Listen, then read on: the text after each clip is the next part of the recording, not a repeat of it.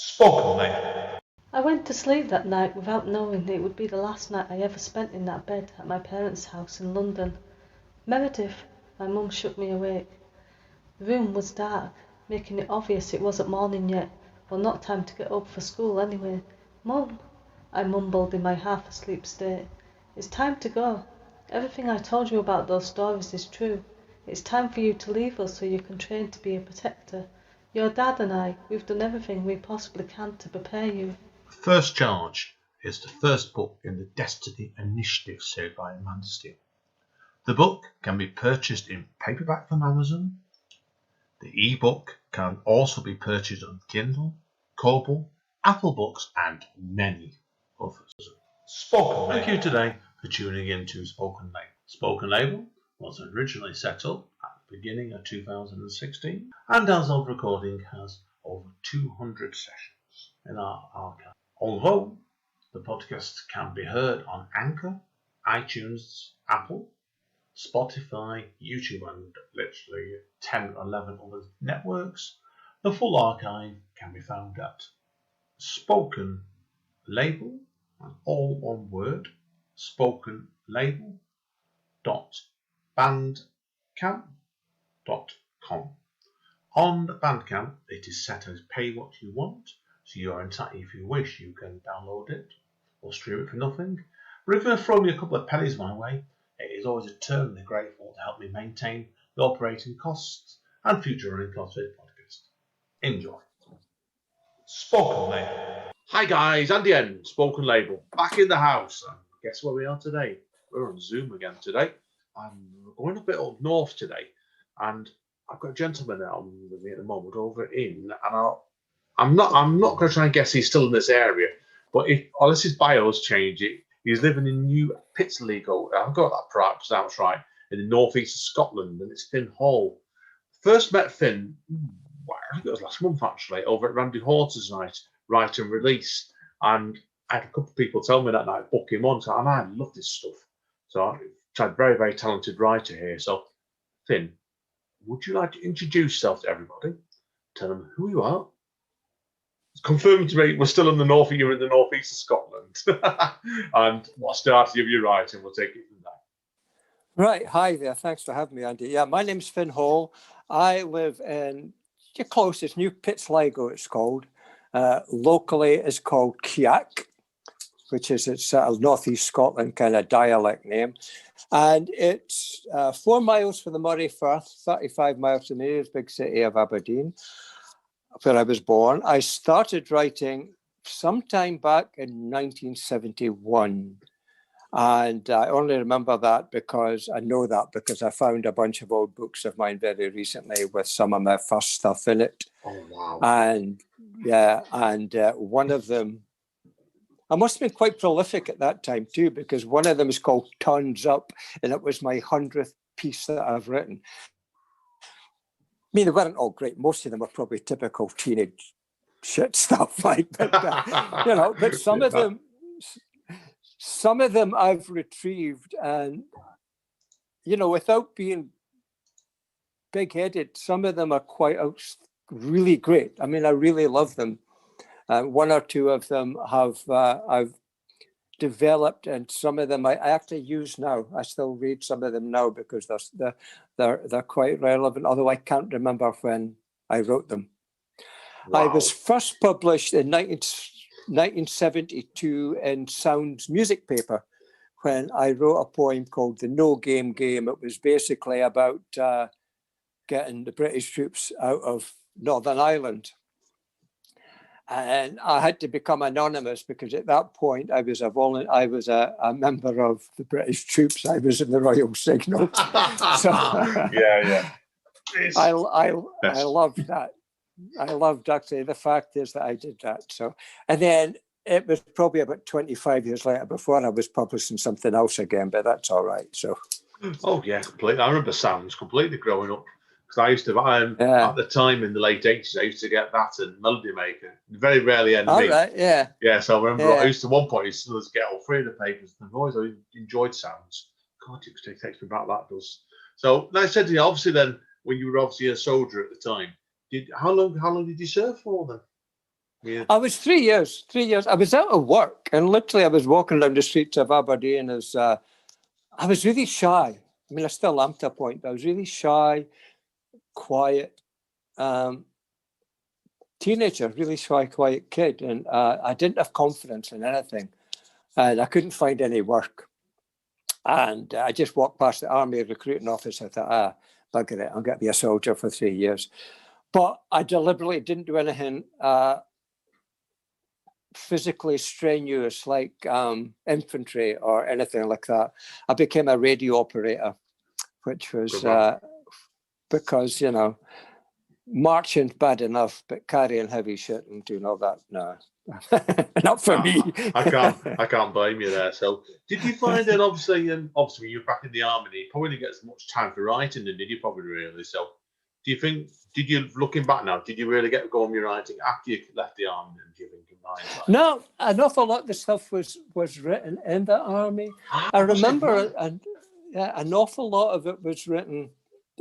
When you see stuff written down, it was more. I can't sing and I cannot play an instrument, but I used to sing songs in the head. So the lyrics I could write down, but as soon as I'd written them down, the tune went out my head. I could have been Paul McCartney or whoever if I was able to write and sing and play, but I can't. So it just ended up all the tunes went gone as I can't remember the tune. But I can't remember my words. That's why I've always got to read them. But that's where they came from. It was just basically songs, and not all. Some was definitely poetry, and there were poetic kind of songs that I had written. And I just did it all the time in the army. Most of my books still come from that period. Of course, completely. Yeah, I get you completely with that. So yeah, I think it does. You're right. I think as a writer, we always write from experience anyway. Certainly. So. And that's probably like the first stage of your life you'd probably be able to write about, wasn't it? So, yeah. Well, I tend not to. I wrote some personal and experience stuff. I write more personal experience stuff now, but I tend not to do a lot. I remember a gig before lockdown, so it was a couple of years ago. I went up and I stood up and read this piece, and my wife was in the audience. And I came off and she was looking really worried. And she went, "Are you okay? Are you okay?" And I went, "Yeah." She says, "Are you happy?" I went, "Yeah, I'm fine." And it was kind of like a suicidal piece. Although it's not about me. It's just like 99% of my stuff is fiction. It's just made up. I get into the head of the imaginary person that I'm writing about, how they feel. And I don't get depressed. I've never really contemplated suicide. I've never been homeless, but I've written all about them over the years, Yeah, there's some that I write now that are obvious. This is me, but not all the time. Even if I use I, not necessarily is I. Yeah, no, I can agree with that. I think it's down to the fact when you've been writing for quite a long time. And I know you're an experienced writer and reader, performer. I can see that a mile off. You get good at knowing what you can hide, can't you? And you can it's your life experience as well, where you know people or stories, don't you? It's things you can adapt to make into poems. I get you completely with that. So yeah. Now, there's a few things I want to talk about today, quite specifically. Obviously, I want to ask you first of all, reading your bio before. I know you included an anthology, weren't you, called Voices in the Wind? Voices in the Wind. It's it's a massive American thing. I think you have to pay a total minimum sum, I don't know, a tenner or something to be involved in it. It's quite a big book. 2 secs.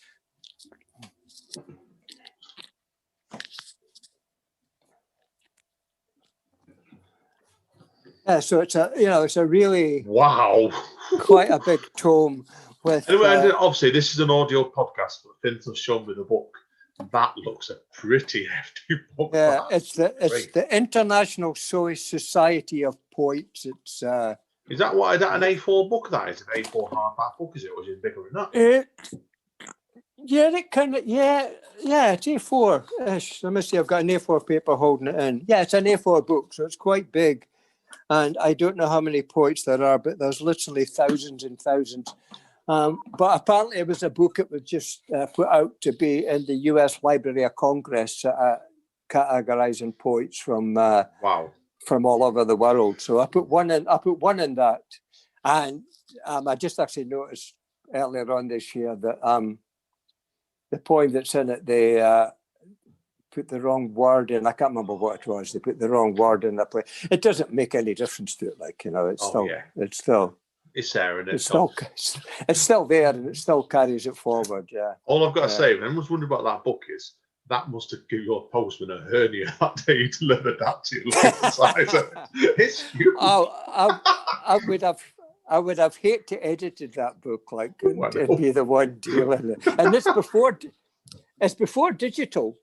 I mean, it's in the 90s, so it's an analog book, as it were. So it's not like it. You know, would have had to have been probably whatever typesetting process they had at the time. You know, but it took ages, wasn't it? So. Yeah, it's not just like copy the word, cut and paste from from a PDF or anything like that. Not as straightforward you can do nowadays, that's for sure. So now, I want to ask you next, Ben. You know, you besides doing poetry, you used to run a storytelling night, didn't you, as well? Like you were telling me about before. Yes, I did. I ran an event. It was going for just over 2 years. I did it 4 times a year.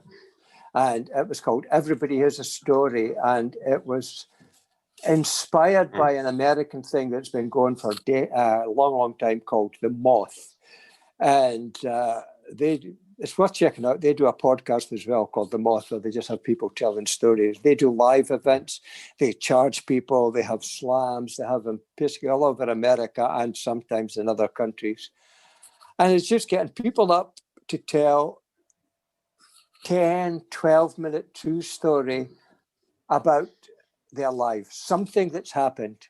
Because, you know, the title of my one, Everybody Has a Story, because everybody has a story. And it doesn't matter if it's a holiday story. It doesn't matter if it's something crucial or something that will make you cry or make you laugh. Something happened to everybody at some point. And the crux is just getting people up to tell that story. And yeah, I've had people after it have come up and went, thank you. I needed to tell that. I've had people come out about their depression for the first time in public on one of my story times. I had someone come up and for the first time speak about being, I can't think of the word, where they have multiple personalities. You know, so they don't know who they're going to wake up being. Schizophrenia is one of them. Yeah, of course. Yeah. Well, it's not schizophrenic. I can't think it is. They've got inner people that drugs to do. Yes, I know someone's got that. Yeah, I know someone's got that. Yeah, of course. Some lovely young girl. She's only 19 or something. Student got up and stood that, and she says, "Thank you. I convinced her to do it." She says, "You want to do it?" Then she says, "I can't do it." And I said, "Look, it's like poetry slam nights. Nobody judges. Nobody goes, well, that was a shit poem, was it? Or they can't read that poem." The fact is they're taking part in something that's important, I think. And she did that, and she came along, and she just knocked them dead by just telling her story. Wow. Because people went, like, wow. They went, wow, you know. Fantastic. Yeah, of course. Yeah. Now, I know also as well, because you're a busy man, you definitely. Yeah. I know you've been doing some work on a project called Joined Up Writing as well. I did. That started back in April. A friend said, "You want to get involved in these?" They go on just now, where it's like they've got, I can't even think of the word. Where you get a hint every day. You've got a list of hint. Write a poem on this subject, on this. You know, the word, a prompt. It's a word, a prompt word. Something. Someone says you want to get involved in Escape April, where you get a prompt for every day. You get the prompt in advance, but you've got to write a new piece every day using this subject, literally. So, and I loved it. There was about 12 of us did it. Maybe about 8 of us finished it, did one every day. And then after it finished, they says, "What we're going to do now?" And I went, "I don't know what we're going to do." But we didn't do Zoom. I think I did. And then I said, why don't I write a verse and then get someone who wants to write the next verse, take one word from my last line, at least one word, and write a verse on it. And I put it on Facebook, and probably about 20 people says, oh yeah, I'll do that. So it was off to a great start. Some people who said they would do it ended up not doing it. Of course. But a lot of the people that said they would do it weren't poets. Oh. And then I thought, I love that. I thought, well, I ended up messaging every single friend on my Facebook to say, do you want to do it over the piece? Not at once, you know. Some said yes, some says I can't do it. That's fine. Nothing's being forced on you, you know. Some people ignored it. Again, that's fine. And I ended up getting 100 people, and I was going to stop around about. I got up to about 60, and then it slowed, and I thought, well, I'm finished. I'm going to get more. And then I had another burst, and I thought, right, I'm going to get 100. And round about 80, I struggled. And sometime in the early part is when I first came across Zoom. Just one of the poet friends, Fiona J.M. Brown, she had put on, I had a great thing last night. And I thought, I'll look into this. And what I did is I went onto her website and Facebook and found people who she'd friended, like we do, through the Zoom. And one of them, funny enough, one of the first ones was, who you did last time, was Andy Talbot. Right? Oh, I love Andy. Yeah. Andy, what a lovely guy he is. Yeah. He's a lovely man. Oh, what a lovely man. Yeah, I was wondering if you knew him, because obviously where he comes from originally. So that's how I knew him. And so I looked on his page, saw that he did this Zoom thing along with Erin Gannon and Pam Benjamin, and she's in California. And I asked him if he wanted to do a verse and, you know, introduce myself. And he says, oh, yeah, I'd love to. And then went on his Zoom thing, did a few verses from Joint Up Writing. And then everyone that was on it that night says, can I do a verse? Can I do a verse? Oh, so I've literally got about another dozen off of that. And I just kept going. Through that, I found another Zoom and I did more people. Then I did Rose Drew's York and got a few people off of there. Brilliant. And people, friends, and I've got taxi driver friends. I've got waiters. I've got my daughter who'd never written anything in her life. My brother, who's an artist that lives in New York, he did something. And then odd thing is, I love this. I got a message from somebody called Joan Hall, no relation. She says, I've heard about your thing. Can I do a verse? And I went, yeah, of course. So I looked who she is, and she's in New York where my brother stays. She stays in the same big artist complex block of flats that he stays in. Yet he never told her about this thing. I have no idea to this day how she's picked it up. And she wrote a verse on it and become a friend since then. And it just snowballed. I've got, it started off, just people all over the place. Oh, it's best. That's best way, best all way. Then I always find that sometimes the project really gets going, you get bombarded, and it's great. You want to do more and more and more. Same for me with spoken label.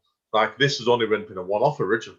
By the time this goes live, it'll be 265 seconds later. I'm still going strong. There's no end to it. So, brilliant. Well, I ended up the last verse. I thought, right, I'm going to keep this with the last verse. And I asked my 12-year-old granddaughter if she wanted to write a verse for me for it. And she went, yeah, I'll do that. And I think she'd written one thing before, one poem for a primary school. She's up at secondary school now. And I said, here's the word. I gave them, what I used to do, I gave them the whole verse, which, well, hindsight wasn't always a good thing because I wanted what they want to write about as opposed to taking something other than a word from the last verse. But anyway, she did, and she took the word love and wrote an astonishing last verse.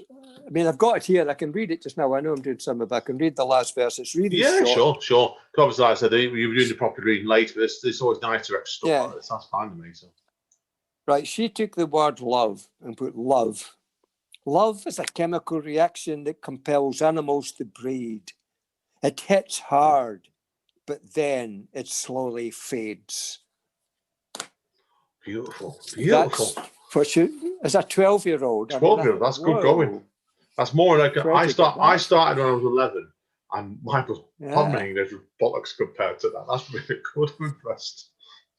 Well, you're that age. It doesn't matter how smart or whatever you are. You're only 11, 12. You know, you generally got to be writing about the stuff that's important or round about you. Or she wrote it from the heart, and that's perfect. Yeah, brilliant.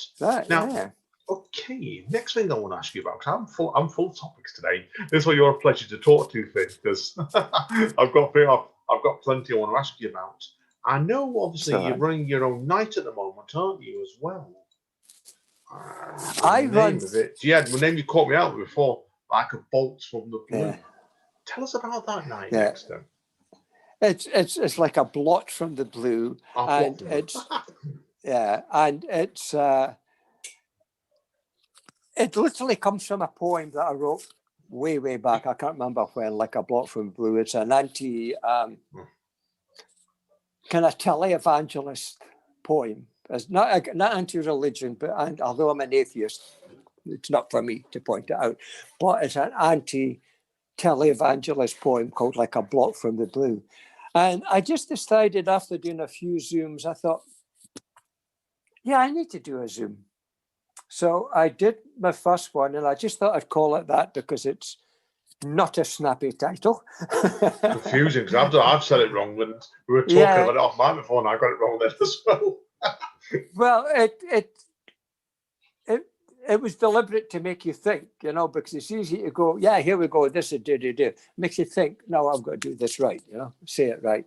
And I did my first one back in August, and just a few poet friends from around the world that I'd come up with said, they're free, they can do it. And I did it on a Saturday tea time. And I think I got about 11 people. And then I thought, right, I'm going to go to a Sunday because I intended going back to work. I drive a taxi for a living. I intended going back to work Thursday, Friday, Saturdays, round about September, when the next one would have been. So I thought, I'm going to do it on a Sunday. And when I put the announcement up, I was literally inundated, because Sunday tea time seems to be quite a good time, because that's a time I use a Sunday because that's a time I used to have my everybody has a storytelling night. I had it at 5 o'clock, but I had this one at 7 o'clock because we're dealing with different time zones to get them not too early or not too late. Apart from Australia, and it's always screwed up for the people that come from Australia anyway. So I had it that, and I was absolutely inundated with people, and I don't like saying no. And I don't have a time limit roughly for points. I say to them, they say, how long? I said, well, you know what? I don't put the clock on, but just the usual Zoom stuff. We don't want any like higher water poems which go on for days and days. We just want, whatever, something short or 3 minutes, 5 minutes, who's counting. And people are really good. People just oblige because they're so used to that. Yeah, of course. Yeah. This is standard number nights like that. So now this podcast will go live obviously before your next night. But just to show people how popular it is, you want to tell people how many writers you've got coming on your next night? I have, I think it's 42. Yeah, and it was over 40. I have 5 in reserve. Wow. To go on as well. I might get them on because not everybody manages to come. I appreciate that, right? The people can't get it, stuff happens. Excuse me. And so I have people this time. I have the regular bunch. When you go to Zooms, the Yeah, regular. of There's course. people there that's like Jeff Cottrell and John Wessex and people like that. They're at them all, right? So I have a regular bunch of about 22 people who I don't have to invite. I just send them the link at the time. Some don't always come, but that's okay. And then I always, I suppose the modern word is troll, but in a good way. I troll other things, sites and Zooms, and then ask people, do you want to come and do this? And they say, yeah. So this time I think I've got about half a dozen new voices to Like a Bot from the Blue. And I have 2 from the Philippines, potentially, one from Karachi in Pakistan, and then Americans, and just the usual continents, And one, I think, I'm not sure if this guy is, I maybe saw him in Randy's thing, I don't know. I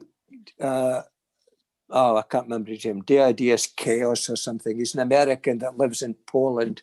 But when he did the Zoom, I found him and he was in Georgia. Not Georgia, America, but Georgia, the Baltic state. Yeah. Oh, wow. Fantastic. So No, I didn't know about that. Wow. I just ask people and they say, yeah. I've got a guy that, you'll probably get it yourself. You've got people sending you Facebook requests. I mean, I've had most of my friends now are poetic people, right? Yeah, the same really. People. Yeah, they're all the same. And I quite often accept a friendship and then I go check, or sometimes I check. If they've got 2 mutual friends that are in, say, our circle, then that's fine. I'll accept them. Even if they're not poets, they may be people who just turn up for things and watch and listen and like poetry. And I've got a guy called Mbizo Chiraza, I think his name is, and he's from Zimbabwe. Wow. And I think he's a big kind of guy. I mean big. There's something like United Nations poet or some shit like that. Wow, I don't know in his biography. I ask people, and I just love hearing new poets. And I like we all, I don't always judge what they are. Some you just go, wow, that guy's great, or that person, that they're really great. And that's how I got asked to do things as well, because they must think I'm all right too. Yeah, so that's where it's come from today, this really. So I'm the same really. Like I do tend to get a lot of friend requests coming through, probably from the spoke for the night to run, and also in this podcast as well. Demands. I know what you mean. So now, the last thing I want to touch on today with you, Finn, or second to last thing, is your debut collection. Because I know you bought a book out relatively recently, haven't you? Called Joined Up Writing, 100 Voices. Yeah, that's the one we were talking about. I was trying. Is that the book? Is it right? That's the book of I thought it was. Yeah. Yeah, that's the one. When I was doing it, everyone said, "Oh, that's great! It should be published." And I sent it off to publishers, and they went, "Oh, that is really great, but it's not for us." No, but you know what it's like. Oh, that's not for us. We don't want it. And I could have done it through a self-publishing, a smaller thing, and not overly expensive. But for this times when you haven't been working for 6-7 months, a lot, which I haven't. I mean, I work 2 days a week now as a taxi driver. It's slightly better. To start with, I was going out. It's the truth. It's not a sob story. I went out one Friday. I made £22. I put in £20 of petrol, and that was my day's work. So having to self-publish like that was it wasn't affordable for just now, So yeah, of course. And then someone says, "Well, why don't you do it through Amazon?" And I looked at it, and they don't charge anything. You can publish a book. You've got to design it yourself. It helps if you want, but even for my age, I'm smart enough I can understand my way around these things. And a friend of mine, he did his his travel book. He went traveling. He's probably 63. And last year, he decided to go backpacking for himself, literally round the world, right across New York, round the West, and right back via the Philippines and Australia. He went back. He only had to come home early because something happened. And he did a daily blog on Facebook. And I said, you should publish it. And he actually published it on Amazon this year. And I thought, well, if Stuart can do it, I can do it. And I put it out. And yeah, that's what it's called. Joined Up Writing 100 Voices. And I've actually started on volume 2 now because another poet, Brian Ira Franco, a couple of months ago said, oh, why don't you do more? Why don't you do another? I went, people will be fed up of it. And he says, no, then not do it again. So I've started it, and this time it's mainly, but not exclusively, it's mainly poets. There's one or two people who's not poets said they want to do it, and that's fine. But it's mainly poets. And I'm at 26, and I've got another 13 to do. And then I'll be asking other people to do it as well. So I'll be back to that circle. Well, I've already send it. Let me know. Let me know, Finn, if you want some extra people. So I'll look to go for you, and I can probably talk my partner. Yeah, well, that's what I'm saying. It'll be easier because poets like to point, so they'll be quite happy to write a voice. But what I do this time is I just give the last line. I don't give the whole verse. Ooh. I give them the last line, so they have to take their take on it. I don't want anybody following through the direct narrative. But it works because they get the gist of it. Most of them, it flows. It flows. It still works. It sounds fascinating project. I'll build for it, definitely. So let me know. And if you give me notes, I'll have a word with the boss as well, my little lady. So right, that's all my questions for today, Finn, really. So you've answered the last question for me. What you've got next coming up, and you've answered it there. So now, last bit is, if people want to find out more about you, where are the best going? Well, I have my Facebook page, which is just my name, Finn Hall. I have Like a Blot from the Blue is my poetry page. That's got its own. That's where I put videos of me that I've done forever, just recording and stuff, and I put new stuff on it. And I mix up hosting my events with myself and Like a Blot from the Blue. Depends. They're both current like that. Plus, I'm on Instagram, which is FinnHall14. I'm making all made a note of, definitely. So brilliant. That's plenty. No doubt, it's worth checking out. You're definitely a gentleman lady, as busy as I am, and that says a lot, really. So, right, Finn. We'll conclude this part now for you, buddy. And what we'll do is, I know you're going to do a few poems in the second half, so we'll take a quick break, let you get yourself composed. We're back in a minute, everybody. Thank you again, Finn. Stay safe, guys. See you in a moment. Spoken Man. Hi, guys. Okie dokie. Straight over to Finn. I know he's going to do 3 poems for us today, mate. Over to you, buddy.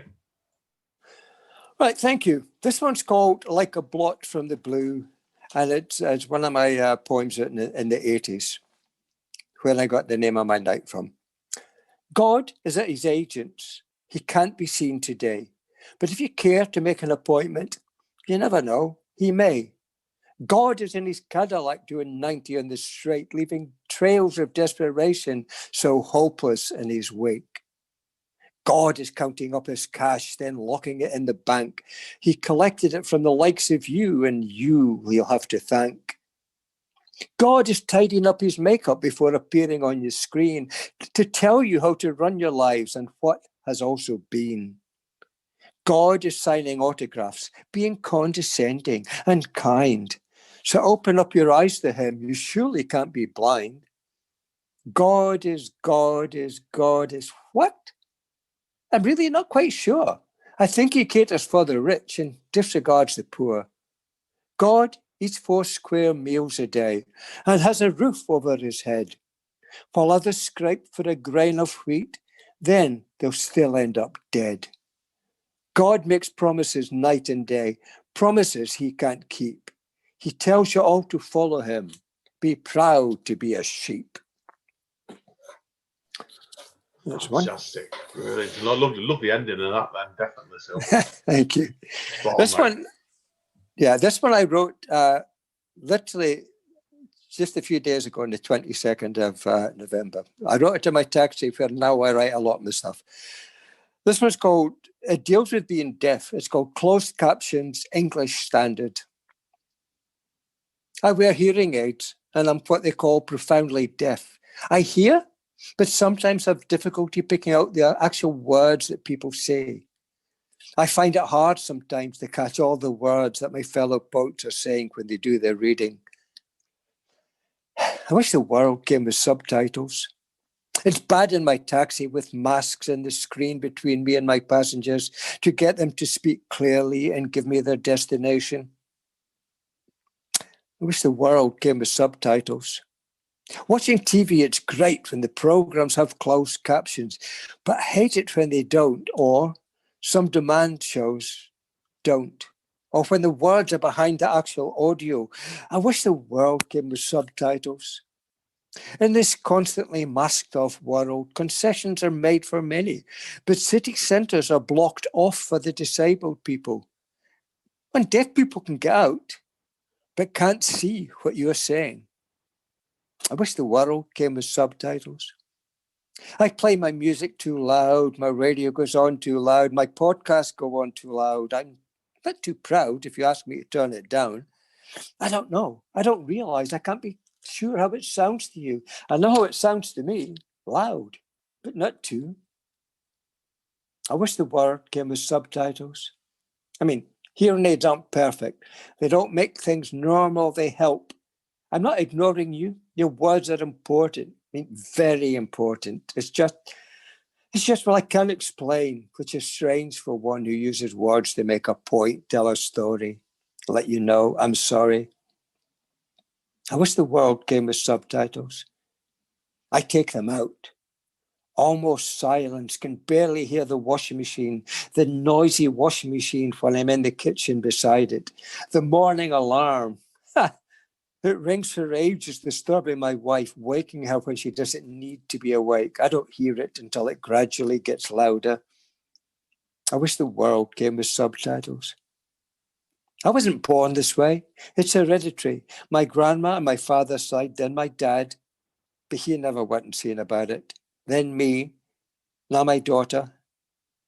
My grandma died was big and hung on a strap beneath her top. It squeaked.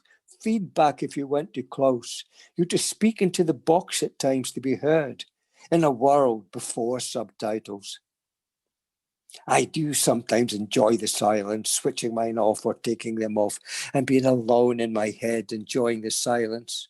I've been at one with me. But then I still need to know when I get shouted down for tea. And yes, I realise I should check to see if the volume on my phone is on.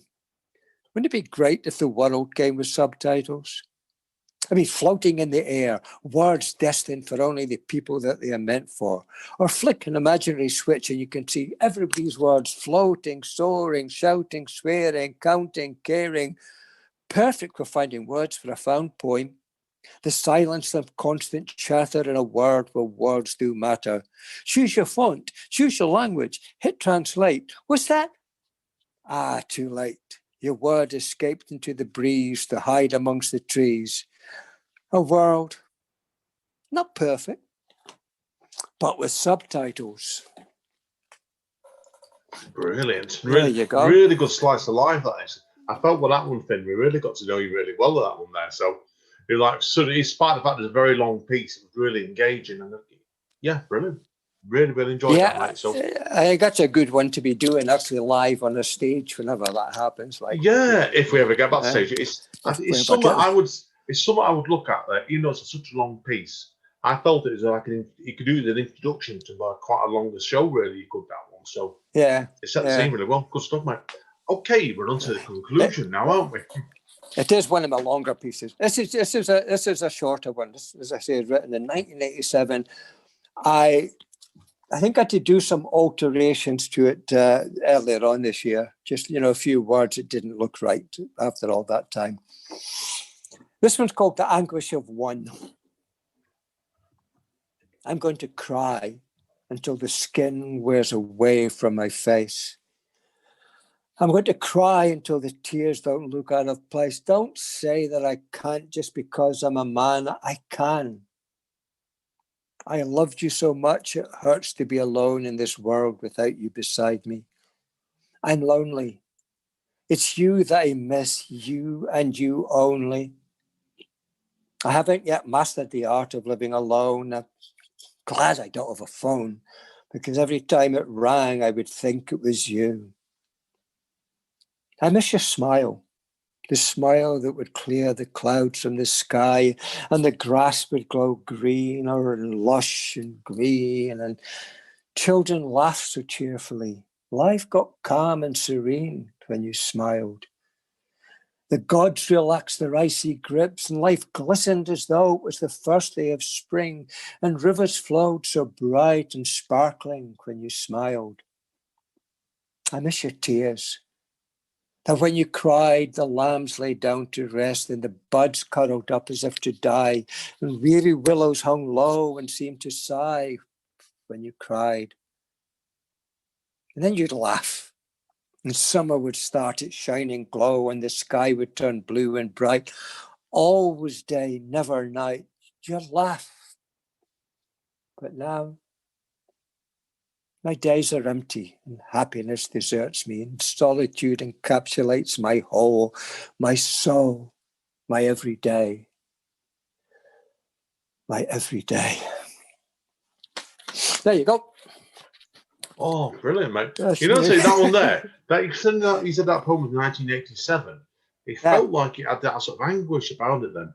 It felt like, do you feel, looking back at it, you could have wrote that very recently, that one? Yeah, no, one of the things, like I said earlier, I was fine.